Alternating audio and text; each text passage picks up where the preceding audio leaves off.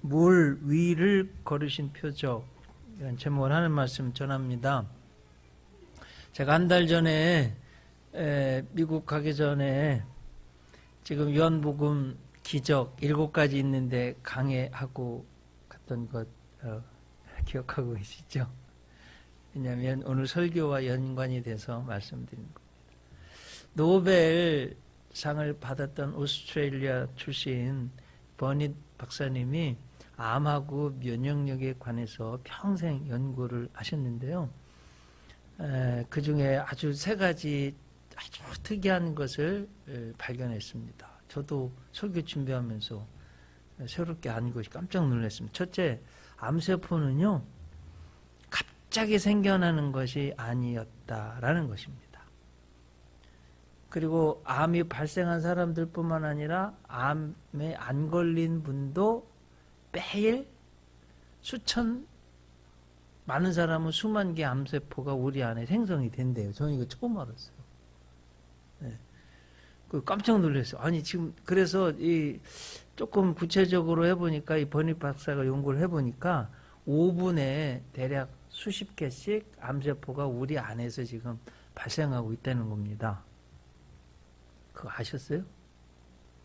아신 분들은 좀 건강에 관심 있으신 분들입니다. 둘째로, 이 암세포는 없앨 수 없는 것이 아니라 없앨 수 있다라는 거예요.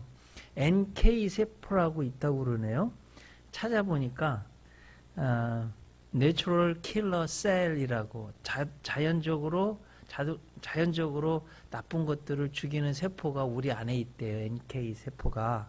그래서 암세포 또는 우리 몸 안에서 돌아다니면서 암세포 나쁜 것들을 요 NK세포가요 다 잡아먹는데요. 그래서 암이 발생하지 않고 이길 수 있다는 것이에요.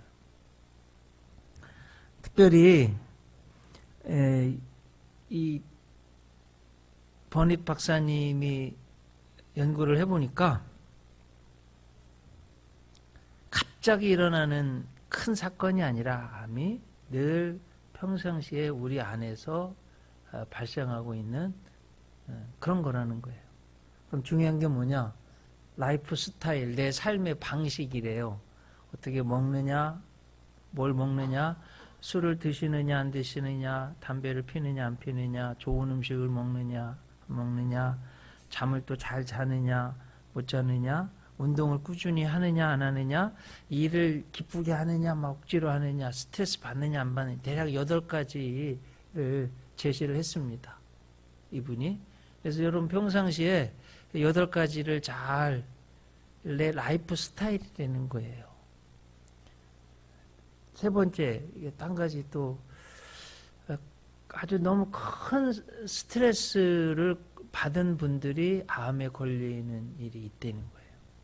그 이유는 내 안에 생기는 이 암세포를 너무 큰 스트레스가 생겨서 NK세포가 그걸 이기지 못하기 때문이라고 그래요.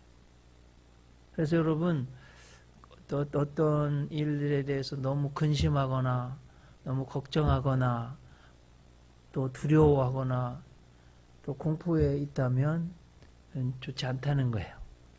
그래서 여러분, 그러면 왜 제가 이런 말씀을 드리냐면, 우리 예수 믿는 사람이, 하나님 믿는 사람이 뭐가 좋냐? 우리 주님이 그러셨잖아요. 수고하고 무거운 짐진 자들아 다 내게로 오라, 내가 너희를 쉬게 하리라. 네? 그리고 너희 염려를 다 주께 맡겨버리라, 이는 저가 너희를 권고하심이니라. 그러셨잖아요. 두려워하지 말라, 내가 너와 함께함이니라. 놀라지 말라, 나는 내 하나님이 됨이니라. 내가 너를 참으로 도와주리라고 약속하셨잖아요. 그러니까 우리가 그래서 좋은 거예요. 여러분, 이런 은총이 여러분에게 있으시기 바랍니다. 사실은 오늘 본문에 보면요, 큰 두려움, 막 스트레스, 공포 속에 있는 제자들이 있습니다. 갈릴리 이 호수, 갈릴리 바다에서 지금 밤새도록 풍랑을 만난, 그래서 너무 기진맥진하고 지친 이런 제자들의 모습입니다. 제가 성지순례를 평생 소원해서 몇 년 전에 갔다 왔는데요. 깜짝 놀랐어요. 여러분, 대략 예루살렘이 해발 한 750m쯤 되는 것 같아요. 베들레헴은 조금 더 높고요. 갔더니 12월에 갔는데 저는 사막인 줄 알고 갔는데 눈이 40cm 오고요. 무슨 눈이 그렇게 많이 오는지. 그래가지고 막 피해서 하여튼 갈릴리 호수에 어떻게 갔어요. 그랬더니 사막교에 막 장대비가 내리는 거예요. 평생 한 번 지금 성지순례 갔는데 지금 주님이 걸었던 발자취 이런 걸 좀 잘 좀 성경을 좀 봐야 되겠는데 또 그 비가 와서 조금 섭섭해하고 있었는데 그 이스라엘 사람들은 너무나 가물다가 비가 와가지고 너무 좋아들 하는 거예요. 제가 깜짝 놀랐습니다. 갈릴리 호수에 갔는데 저는 무슨 바다에 폭풍 부는 줄 알았어요. 그 지형 자체가 이렇게 지형이 이렇게 돼 있어가지고 아주 그냥 갑자기 바람이 부는 지형으로 되어 있대요. 그 갈릴리 호수가. 그래가지고 우리가 무슨 막 태풍 칠 때 그 막 파도가 막 이런 것처럼 그렇게 호수가 그렇게 풍랑이 칩니다. 거기에서 지금 이 제자들이 지금 너무 고생을 하고 있는 거예요. 그때 예수님이 그 풍랑을 뚫고 물 위를 걸어오셨다. 이게 오늘 본문의 기적이에요. 요한 사도에 의하면 예수님의 기적을 쓰려면 이 땅도 다 기록할 수 없는데 그 중에서 딱 7가지만 선별해서 지금 기록을 해놓은 거예요. 성경 말씀입니다. 1.1획도 변함없는 말씀이에요. 믿으시기 바랍니다. 자, 그럼 이 말씀이 나에게 주시는 의미, 중요한 포인트, 영적인 의미가 뭘까 하는 것을 7가지 생각해요. 럭키 세븐이라니까 안 잊어버렸으면 대략 3가지 말씀드리는데 너무 중요한 내용들이 많아서 오늘 7가지 말씀드리려고 그래요. 미리 빨리빨리 말씀드릴게요. 첫째, 인생에는 풍랑이 있다는 거예요. 풍랑이. 자, 여러분, 오늘 본문이 있는 바로 앞에 말씀이 요한복음 6장 제가 미국 가기 전에 한 달 전에 설교했던 거 기억나세요? 무슨 기적이었어요? 오병이어의 기적 설교하고 갔어요. 오병 5도 떡병 5개 보리떡 5개 2병 2어 2이 물고기 2마리로 20세 이상 된 남자 5,000명 먹이고 12광줄이 남았다. 기억나시죠? 자, 그 의미가 뭔지 뭐라고 말씀드렸어요? 주님이 손대면 숫자도 작은 것도 많아질 수 있다 이거예요. 퀀터티, 양이 커질 수 있다. 그래서 미약했던 우리 대한민국이 제가 막 크게 이렇게 세계 7대 제국이 됐다는 말씀 드렸습니다. 자, 그 기적을 할 때 누가 대부분 봉사했어요? 12제자들. 그리고 남자들만 5,000명이니까 부인, 애들 한 둘, 부모 둘은 아니 한 분이라고 그러면 보통 3 곱하기 하든지 4 곱하기 합니다. 그럼 적게는 15,000명, 많게 보면 25,000명. 여러분 12명이요. 지금 대략 25,000명을 봉사를 했으니까 사실은 어떻게 됐냐면 기진맥진 막 제자들이 다 지쳐서 뭐 거의 죽기 일부 직전까지 된 거예요. 예수님이 어떤 상황이냐면 안 되겠다 얘들아, 너네들 죽겠다. 빨리 어디 가서 좀 쉬어라. 너무나 많은 무리가 떡을 주니까 쫓아오는 거예요. 어떻게 하냐면 배를 타고 가라. 그럼 배 타고 가라. 그럼 배 타고 가면 여러분 갈릴리 가면 굉장히 큰 호수거든요. 지름길로 가는 거예요. 배 타고 가면 못 쫓아오는 거예요. 그래서 배를 태워서 보낸 상황이에요 지금. 그래서 여러분 무슨 의도로 보내셨는지 명확해졌죠. 쉼을 위해서 제자들을 배 타고 보낸 건데 목적은 이건데 근데 갔더니 뭐예요? 원치 않냐는 풍랑을 만났다. 이게 인생이라는 거예요. 저도 20대 초반에는 제가 목회하면 뭐 대한민국 들었다 놨다 할 정도로 이렇게 목회할 줄 알았어요, 제가. 저는 막 다 잘 될 줄 알았어요. 근데 인생을 살다 보니까 실패도 있고 제가 생각지 못한 어려움도 있고 안 되는 것도 있고 때로는 떨어질 때도 있고 하여튼 뭐 내 마음대로 안 되는 거 인생이. 예.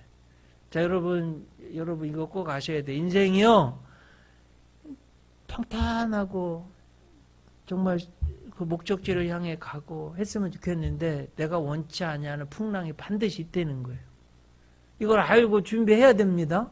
성경이 말씀하는 거. 여러분 어린아이처럼 나이브에 너무 베이비처럼 아유 내가 뭐 하면 잘 되겠지, 다 잘 되겠지, 내 생각같이 다 잘, 이거 아니에요. 인생이 절대로 녹록치 않아요. 큰 착각하지 마세요. 여러분 인생은 절대로 직장이나 기업이나 사업이나 뭐 절대로 녹록치 않습니다. 이걸 아셔야 돼요. 꼭. 이 성경이에요. 자녀 낳아 키우는 것도 내 마음대로 안 돼요.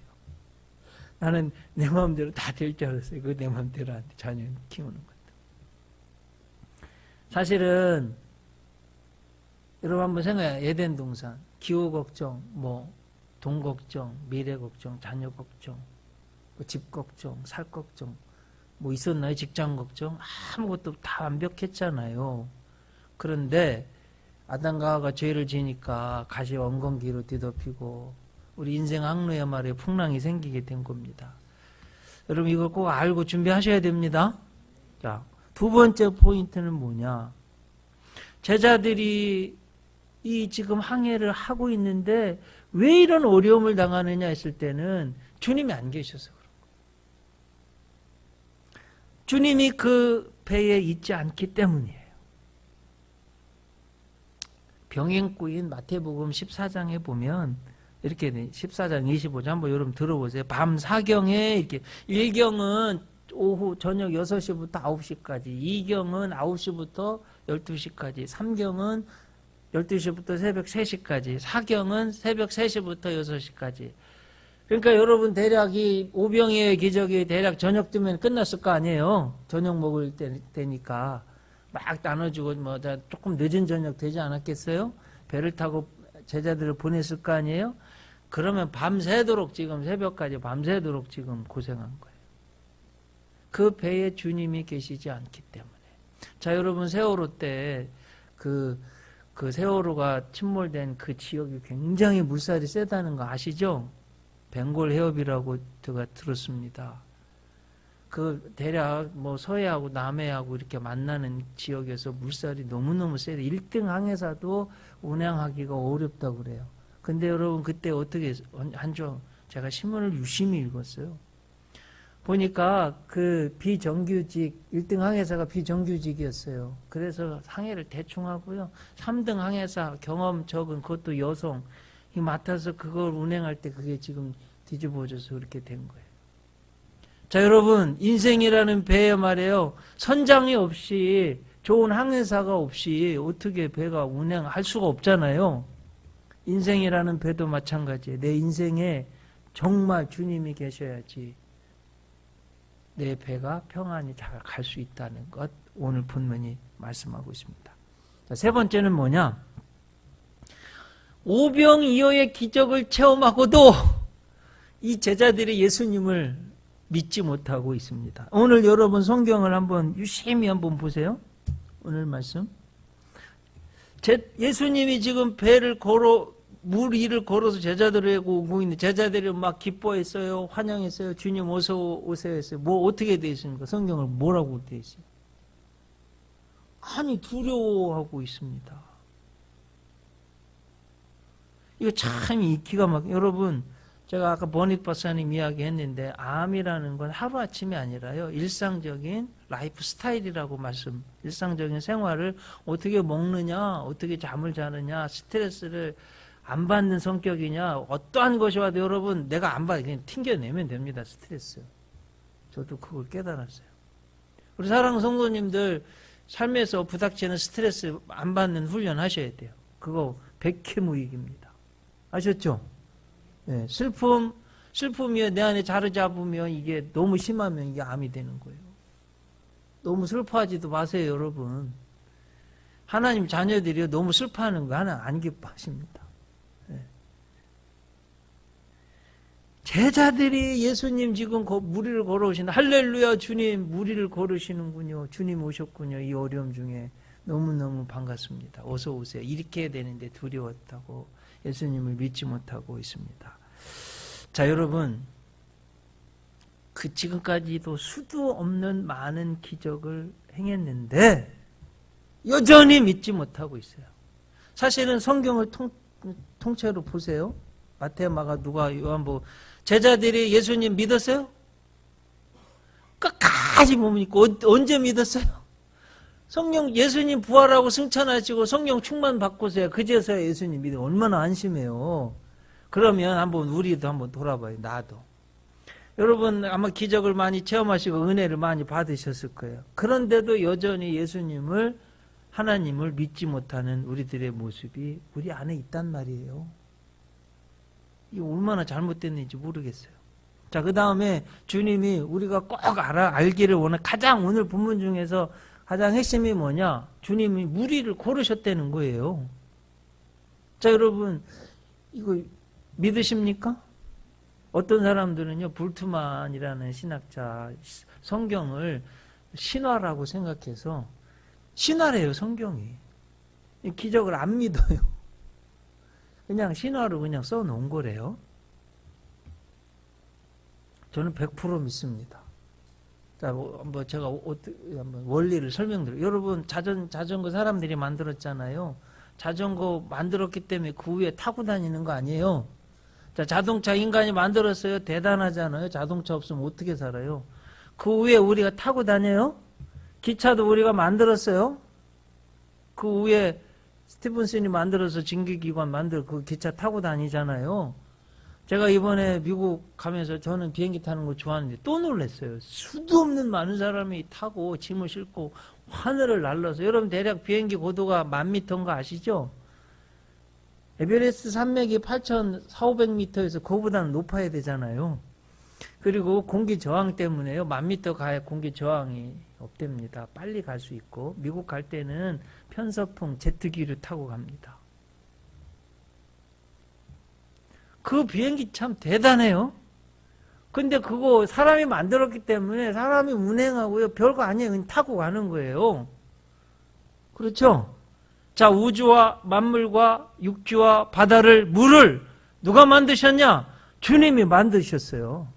그렇기 때문에 주님이 만드셨기 때문에 풍랑이 잠잠하라 하면 잠잠한 거예요.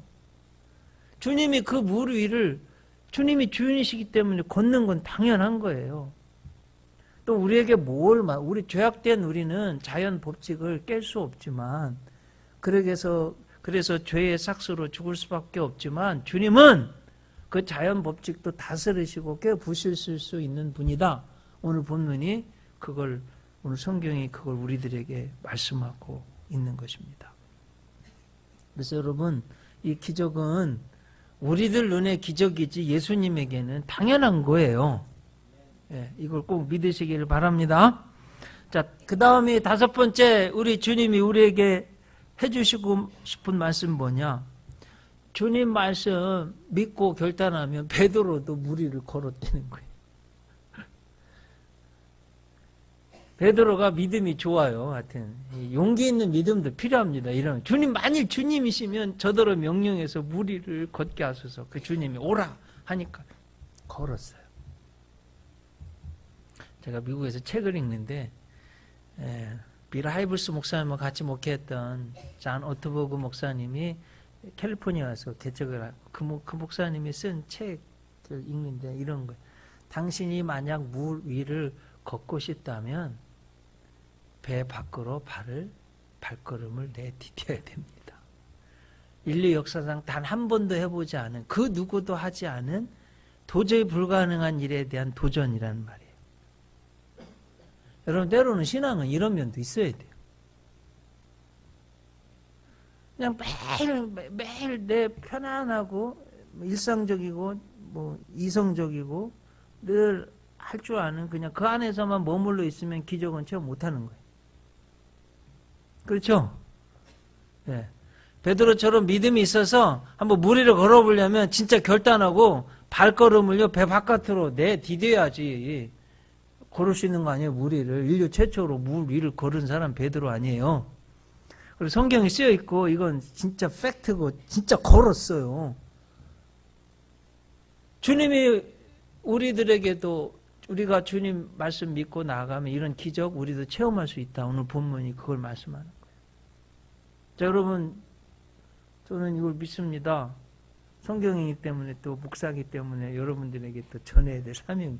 여러분들도 이런 기적을 한번 체험해 보세요. 네? 네. 6번째. 아주 핵심 포인트인데요. 기적을, 은혜를 체험하고도 풍랑을 보면 다시 물속에 빠진다는 거예요. 제가 영행고인 마태복음 14장 30절 한번 읽어드릴 테니까 여러분 들어보세요. 바람을 보고 무서워 빠져가는지라 소리질러 이르되 주여 나를 구원하소서 이렇게 돼 있어요. 주님을 보고 이래야 되는데 바람을 보고 이렇게 됐어요. 자, 여러분, 우리가 예수님 믿는 좋은 이유 중에 하나는 주님 잘 보고 주님 보고 가야죠. 풍랑을 보면 무서워지는 거예요. 자, 여러분 꼭 이거 명심하세요. 주님 보고 할 수 있다. 주님이 지켜주신다. 감당할 수 있다.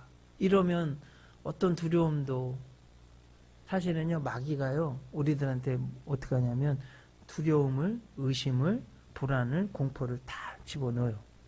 그래가지고 그 사람이 100% 잘 할 수 있는데 못하게 해요. 이게 마귀 작전이에요. 여러분 우리 뇌요, 에코노모에 의하면 0.4%밖에 쓰지 못, 대부분 10%라고 생각하는 사람이 있고, 에코노모라는 뇌학자의 독일 뇌학자의 우리 보통 사람들이 0.4%밖에 못 쓴대요. 제일 많이 쓴 사람 셰익스피어나 괴테나 0.6% 뭐 이렇게 썼다고 그래요. 뭐 1.0%인가 이렇게 썼다고 그래요. 그러니 여러분, 우리의 능력이 무한한데 굉장히 많은 능력을 가지고 있는데 마귀 사탄은 우리가 제대로 된 하나님의 일을 하지 못하도록 두려운 마음, 불안하고 미운 마음, 낙심하고 막 화가 나고 슬퍼하고 그냥 이렇게 살게 만드는 거예요, 마귀가. 그래서 풍랑을 보면, 그 풍랑 보면 누구든지 다 무섭죠. 안 무서울 수가 있나요?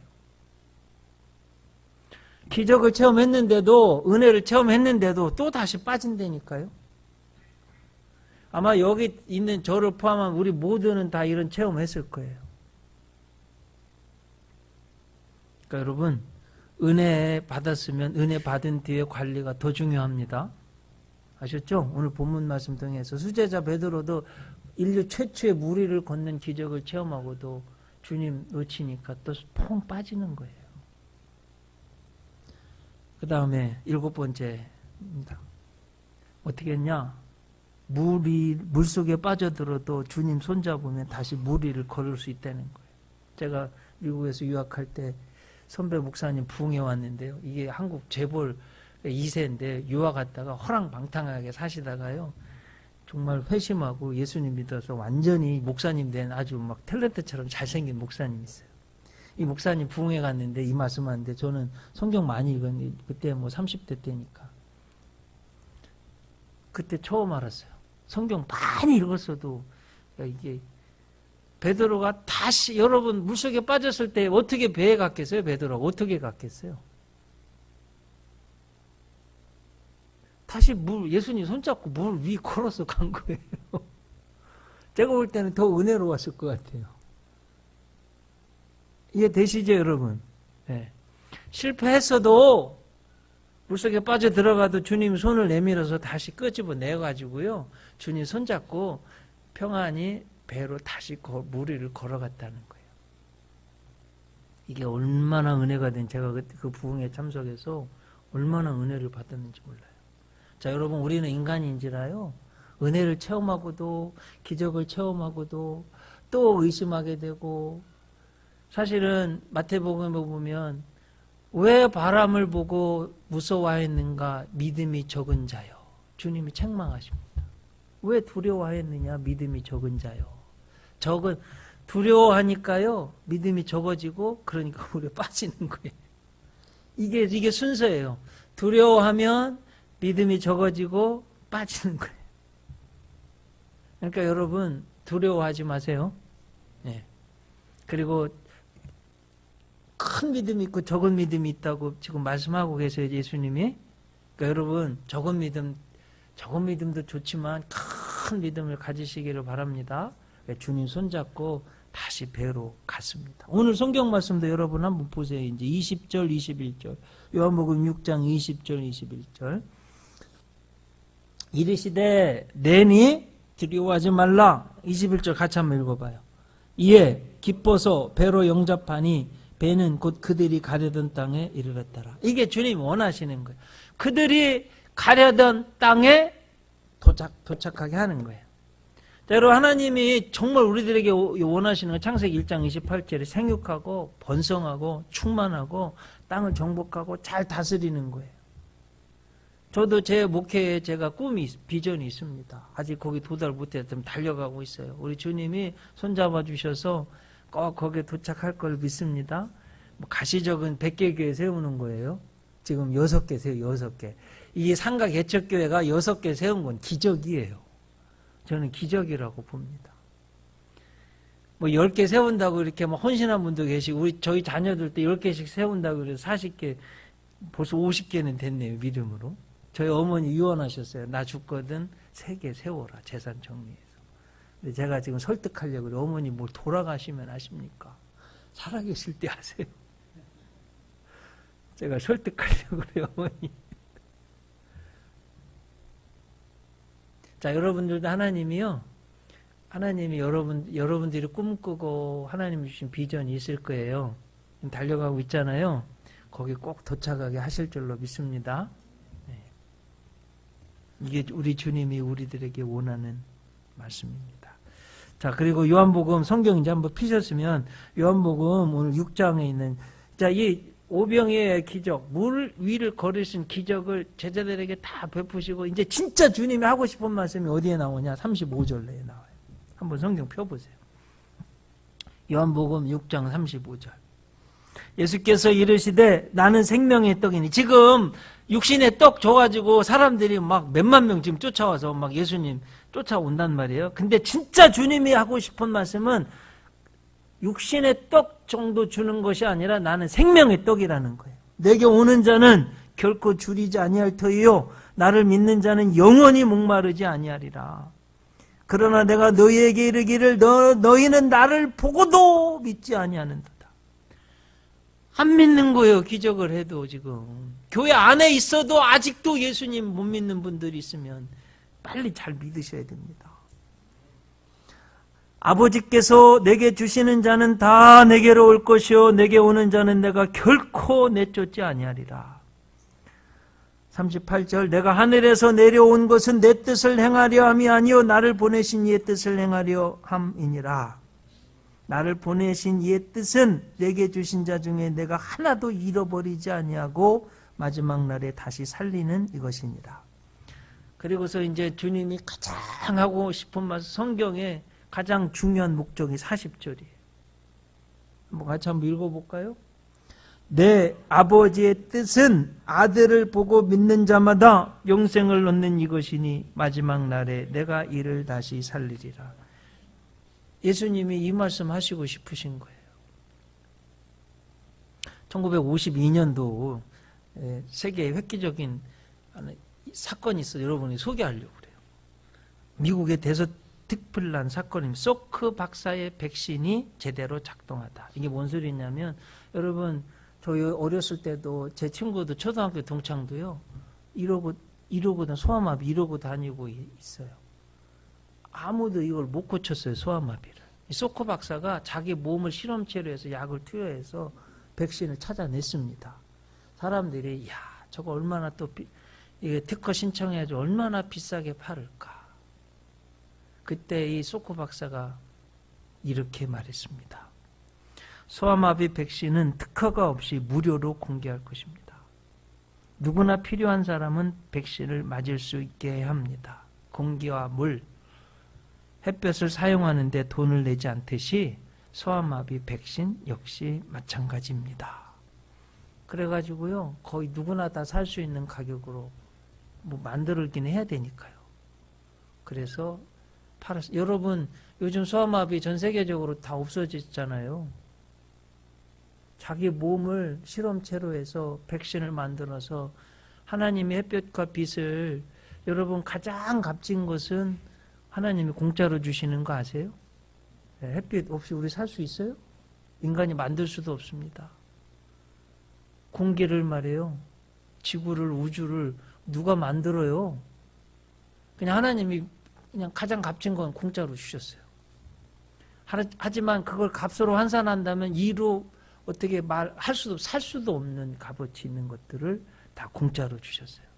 우주 최대의 하나님의 선물, 은총은 나의 죄를 대신해서 예수님이 십자가에 대신 자신이 희생양, 마치 실험체 대신 오늘 이 소크 박사가 한 것처럼 우리들의 죄를 다 대신 짊어지시고 죽어주신 예수님. 그저 하나님이 원하시는 건 뭐냐? 인간이 처음부터 하나님 안 믿고 교만하고 불신앙으로 살았던 거, 이거 돌이켜서 착하게 하나님 믿고 죄로부터 돌이키고 하나님의 가장 큰 선물인 예수님 믿고 착하고 성실하게 사는 거, 하나님 원하시는 거 이거예요. 근데 이게 여러분 우리 인생에 있어서 얼마나 중요한 터닝 포인트, 이게. 꼭 그렇게 사실 수 있는 여러분들 되시기를 바랍니다. 오늘 오병이어의 기적의 결론이 마태복음 14장 33절도 보면 배에 있는 사람들이 예수께 절하며 이르되 진실로 하나님의 아들이로소이다. 하나님의 아들 예수 그리스도를 구주로 믿는 것. 하나님이 이거 원하시는 거예요. 자, 여러분 이 믿음을 꼭 날마다 가지시기 바랍니다. 그래도 7가지는 한번 점검을 해봐야죠. 첫째 뭐라고 그랬어요? 오늘 말씀 통해서 우리가 영적 양식주 첫째 뭐예요? 인생에는 꼭 풍랑이 있다는 거예요. 두 번째는 주님이 배에 계시지 않아서 어려워. 내 인생, 내 안에 주님이 있어요. 세 번째는 뭐예요?